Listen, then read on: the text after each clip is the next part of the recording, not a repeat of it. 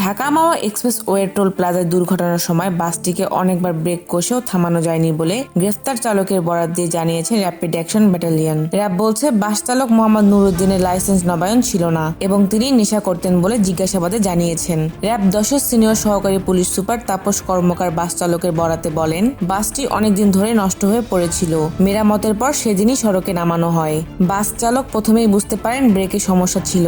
মালিককে সেটা জানালে তিনি আস্তে আস্তে চালিয়ে যেতে বলেন। দুর্ঘটনার সময় বাসটিকে অনেকবার ব্রেক কষেও থামানো যায়নি বলে দাবি করছেন চালক। তাপস কর্মকার বলেন, চালক নুরুদ্দিন স্বীকার করেছেন যে তিনি গাঁজা সেবন করতেন, তবে গতকাল বাস চালানোর সময় তিনি নেশাগ্রস্ত ছিলেন না।